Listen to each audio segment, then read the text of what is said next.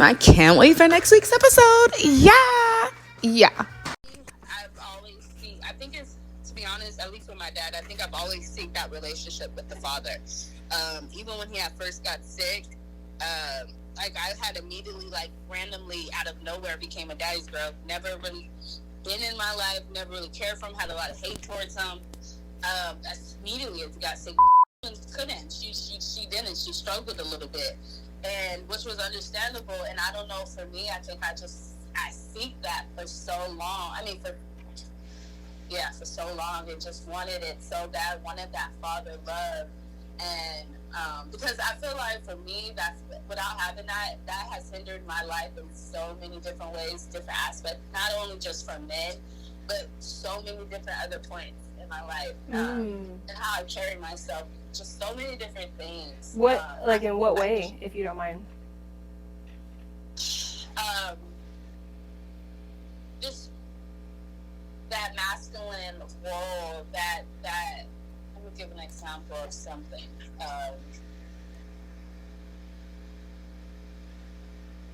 Like the other day, I'm gonna just give you this example. The other day, I was on the phone with him, and he had said something. What the fuck did he say? I want to say he was talking about credit or managing money, but just certain things that you're supposed to get from both parents. And that's something that example is kind of bad, because you can get that from your parent, from your mom too.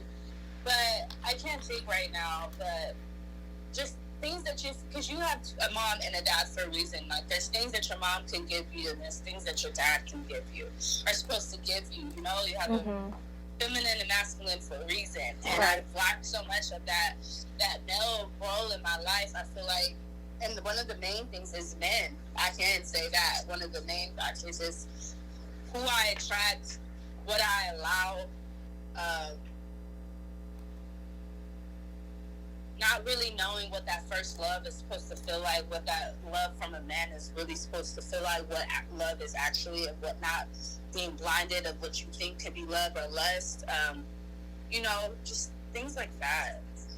If you don't mind me asking really quick, a lot of people will say that a woman, especially if she has daddy issues, not saying that you do, but I'm speaking it like in general, a woman who suffers from daddy issues will put their daddy issues into their partner in a sense of searching for basically that father figure. I have a two-part question to that. Do you feel like that is you, or do you also feel like what is your understanding of like that? Like, do you agree? For me, I don't think that's me, only because, well, I can't really sit there and say, because there's not too many men that I've talked to for a long period of time. I could really only refer back to because he's the longest person I've talked to. Like, anybody else, like on an intimate level or anything like that, it hasn't been long enough or serious enough to really speak on that. But I can speak on it with, and I can say no, for me at least, because the things that more so I feel like affect me is like the men that I attract, what I will settle for, and things like that. Not necessarily, I don't know how I feel about for other women, how it could affect them, because for me, I don't know, I feel like I've gotten to before reconnecting with him, I came to a realization and an understanding, like, it is what it is type of thing. Right. Even with your dad? Yes, with my dad. Even though I seeked it and wanted it, it got to a point, like I said, it's just it is what it is. Like, and even because, and then it built up to anger to where, like, you just didn't give a fuck type of thing. And even though I really did care, to be honest, but then you shit's not happening. Of course, you're like, I don't really give a fuck. That's his loss, more so type of thing is what I looked at it like growing up. But yeah, to answer you, no, I don't think so necessarily, unless I'm missing something and I don't know. But no, I completely agree. That's what I was gonna say. Like, for me, it sucks because I'm not gonna say as a child. I feel like it comes in phases. I feel like as a child is maybe when I felt, and this is aside from the dating question that I asked you, but when it comes to like when it comes to the absence of my dad, I don't really look at it so much in my adult life as a need, which already kind of sounds so sad in itself. Like not, and it's sadder that I personally don't feel the sadness of it, like how a lot of girls would want that relationship. I feel like I haven't had it for so long. I literally feel like a product of like if my mom were to have just went to a surrogacy, like never had that second parent. Like that's truly how I feel. And even though I've had experiences with my dad or I know who he is, the need to want him around is really so not there, which I can understand. Again, it goes back to society and how we see things and what a household should be like, a mother, a father, or just a two-parent household, no matter the gender. And with me, it's like, when I was a child, it almost seems like, oh, I wanted him maybe if I was in bad terms with my mom. But it wasn't like a need of, oh, I want him. Why isn't he here? Certain things would trip me up. Again, going back to society and what a household is supposed to look like. There would be big, events that may come up, like graduation, or certain things where it's just like, damn, like, like he's not here sort of thing. But I feel like, again, it comes in phases where it's like that was my childhood, but it just bled out so quickly that by the time, and that experience that I had as far as graduation was in the 6th grade, but then it quickly started to bleed out because you see the dynamic of your family dynamic, and then you're just like, it just wasn't an option for us, like, at least for me. So I'm just like, what? And then I'm so much of a person where it's like, I don't care for drama anyways, and to circle myself around you equals drama because it's either your way or no way, which makes me feel uncomfortable, that it was so easy to push myself out of a relationship with him because I'm like, there's no point. Like, I'm literally not benefiting anything from this. And granted, yeah, there are things that's just like, well, if you did have that fatherly figure, yeah, they would have been able to help you check your oil, change your tire, or just like how you said those things. But I don't know. And I hate that those, I guess, experiences were robbed from my life because it wasn't my choice for him to not be around. But now that I'm an adult too, it's just like, so going back to the question that I asked you as far as dating or whatever, I almost feel like I have to base that question off of the parent that was in my life. And that was my mom. And everybody's scenario is different. So my mom has 3 girls. My older sister probably would say she has father issues. Versus me, I feel like I'm more on I have mommy issues sort of tip. But it really, I feel like, just varies person to person. But so I say that to say, I'm not going to sit there and say my partner, I want to be my mother. That's kind of weird. But what I want to say is I feel like sometimes my toxic side of relationships, or even my toxic thinking about relationships, probably stems more through my mother and just seeing how she carried herself through relationships. Like, me and my sisters talk about it a lot. Like, like, we just got that mom gene. Like, I hate the fact that we just put our, like, it's just like what we saw growing up about her is kind of like how we go about our relationships, which I don't think is completely fair all the time. But yeah, so that's kind of my spiel on it.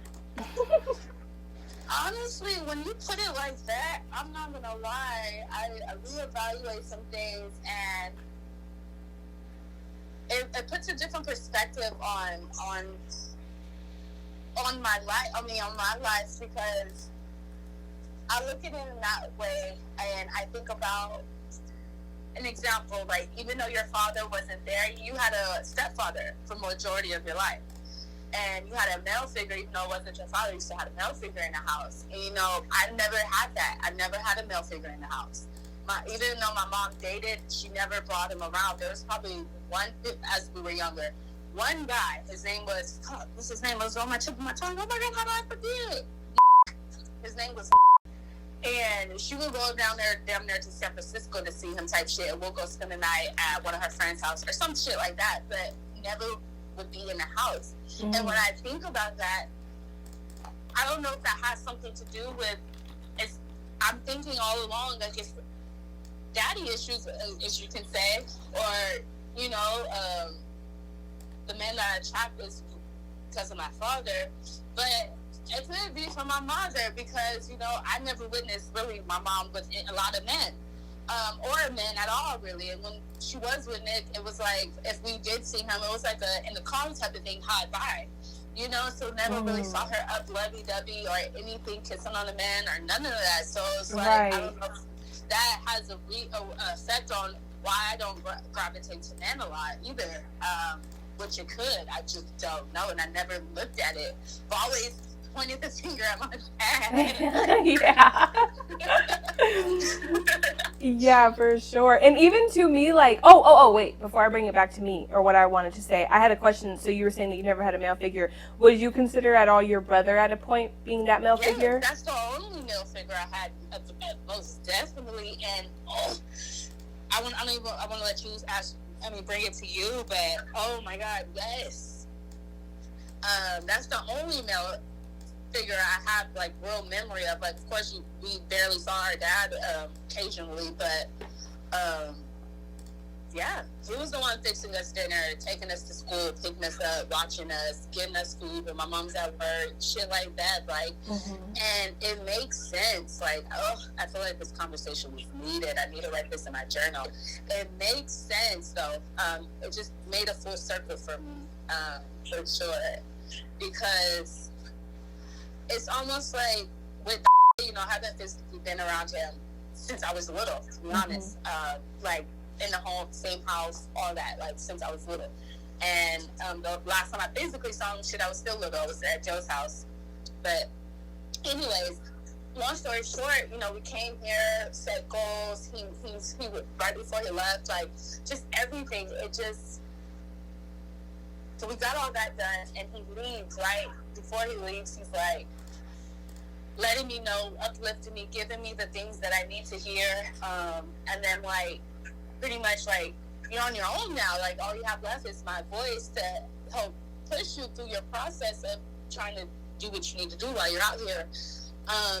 And it's almost like I have this, I'm just being honest, and I could be that with you, but I don't know it yet, but I feel like it's like a fear of disappointment or something towards him. Like, and I don't know if I should feel like that towards my brother, but it makes sense.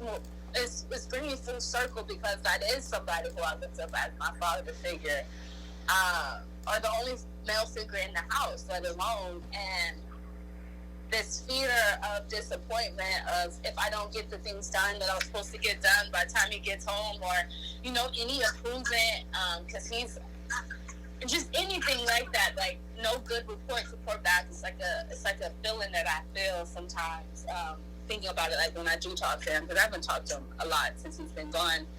But yeah, it makes sense, and yeah, it makes sense. I know I stuttered. No. It was just like a good conversation. But yeah, bringing it back to you. Well, bringing it back to me, we ended off, before I asked you a question about your brother and his connection to father figure. We were talking about, like, your mom and stuff. And for me, it's crazy because, or it sparked a memory, like, on my train of thinking, because you were saying that, like, back in the day, like, you wouldn't really see your mom as far as, like, dating, and then, like, you know, and that maybe that's your like that connection syncs up with your disconnection with men as well. And it's crazy because, like, for me on my side, I feel like there's, like, a level of sometimes maybe a touch of resentment or a touch of bitterness towards my mom, even though we have such a good relationship now and it's continuing to get better. I feel like there's still, like, those touches of bitterment or just stuff. And so I feel like it connects with how I would see my mom in the household go about things. It was just kind of like, I don't know if you've ever seen this. You probably have, whether it be like on a podcast or specifically through maybe like people who are Christians or just deep in religion and how they run their household. They're like, who do you feed first, your kids or your husband? And then there's so many where it's like, oh, I'm feeding my husband off tops. I don't really know how you look at, like, all that. And I'm not saying that in my household that's something that I would get upset like if I saw, but I'm more of mean like in everything that you do. It's just almost like, who do you put first, your kids or your husband? And so I feel like where my bitterness may come from, aside from financials and always having a house over my head, and like I'm definitely not ungrateful in those areas, but when it comes to like true time or attention or good communication or just love, affection, I feel like it was more of like a, maybe the kids were compromised more than the person she was with. And I feel like that's where my frustration when it comes to our relationship comes from, or even just simple triggers where it's like, we're great now, but like, okay, maybe one day I'm watching something or this or that, and then I'm triggered from the past of what I would see and how I felt or whatever based off of how she would go about her relationship. So it's just like, I don't know. So that's why I connected it with dating, because I just feel like sometimes, or just seeing how she would, go about her own communication in her relationships, and then you picking up on it because us as kids were sponges, and especially if you're only seeing one person in that household, like your mom is your main person, so you're going off of her, whether it be how she chose to raise kids or her advice, how she cooks, like we're picking up on all those things, and then we implement it in our life because that was our one example. And so it's just kind of like almost hard to unlearn it, especially when it clicks. Like, oh my God, like I am doing those things, but it's like I thought that was just the way of life. So, yeah, I don't know, bro. Oh, definitely. And like this is going towards your topic of your podcast, because like when we get off the phone and tomorrow or whenever tonight to watch that one with her mom, and I want to say this before I say that, I can relate to you and how you feel about speaking about your past in so many ways. Overthinking about what you want to say, analyze everything that you say to make sure that you're saying it the best way as possible, to not sound away, to not discredit certain other things. But what I want to say is all of what you said, like anything that you have went through as a child that your mom has any effect, or anybody, but we're speaking on your mom right now, your mom has any effect on that that you felt like you lacked or anything, it's valid, and there's no, just remember this, when you have a kid, there's gonna be things that your kid may feel the same, not the same exact thing, but there's some things that they may feel that could have went a different way. Mm-hmm. There's no rule book to parenting. So I feel like as a mother, this is how I feel. Not saying that's how it goes, but I feel like as a mother should just be able to understand and be able to listen and be able to, the key word is listen, and not take it personal and forget about and just like kind of not really hear what they're saying, and then like get defensive and then talk about all of what you did have. And it's like, I know I had all of this and I'm grateful for all of this, but this is what affected me, and this is what is still affecting me possibly to this day. So those are things that should be good to talk about, and then it should be a healthy conversation to where it's receiving from on both ends. And because it's nothing that we can do from the past, but it's so healthy to talk about the things that it's not only healthy and good and beneficial for you, but it's beneficial for both ends, because these are learning. If you look at it as a learning lesson, something that you may not want to, as all of our parents, I don't know if your mom ever did it, but my mom always said, I didn't want to be like my mom, her mom. She didn't want to, do the things that her mom did to her and things like that. That cycle continues on and on and on. But I say all that to say that I believe it could be a healthy and a good conversation to be able to talk about. And I need to build that confidence up to talk to my mom as well. Not to put it on me or anything like that, but I get it. To be able to relate to you, to know that I understand why you feel the way you feel, and it's a touchy topic to talk about because you're such a caring person, and you never want things to be portrayed as such a way when that's not what you're going for. But never discredit, of your traumas, because even though it's not your mom's trauma or anybody else's trauma, that's your trauma, your things that affected you, and it has just as much value as your mom's traumas that she had with her mom. Literally. You know, it's I like- was just about to say that. Literally. Yes. I was going to say this was actually a really, really nice conversation. You know what I'm saying? A nice little prep for what's to come. But I appreciate you talking with me, girl, and I appreciate the time. Sometimes I just feel like it's really just nice to have like a comfortable space to just be able to sort your own feelings out, you know? Yes, and be free. Yes. Yeah. I appreciate you just so much for your time as well while you're even working, girl. You know, I try. I ain't gonna lie, I've been enjoying our past couple days, our conversations, our choice of topics has been pretty well. Period. I'm enjoying it too, for sure. Thank you so much for talking with me for a little bit. I appreciated it. My pleasure. My pleasure. Thank you as well, my love. And you have an amazing, you continue to have an amazing day. And you've made somebody smile already, so your duty is done. Somebody else smile, so. All right, well, I love you so bad, and I'll talk to you later. Call me later if you want. I will. You can take you up on that. Period. Okay. Alrighty. Bye. Bye. Okay, you guys. Well, there you have it. It is just Alicia Nashay on the podcast right now. I'm gonna close up right here. This was just a touch of conversations that I hope to continue to have in the future. Hopefully, you guys were able to bear this non-visual episode, but I felt like it was really, really nice. I love unplanned, organic conversations with genuine, beautiful people. So I hope you guys were able to, if not, resonate in it, but I hope it sat well, maybe gave you a new perspective, or just kind of setting the tone for you to sort your own thoughts out in the sense of getting a feel and getting in tune with your inner child, inner self in every way. Sometimes it's just good to, like I said, have those random conversations where you're like, wow, like, not only do I feel better, but I feel just a little more sorted out. So yeah, I am going to leave this episode here. For my guest, I'm going to continue to leave you anonymous, but I do hope that you enjoyed yourself as much as I did, and I'll close out here. I'll see you guys in the next podcast episode. Bye!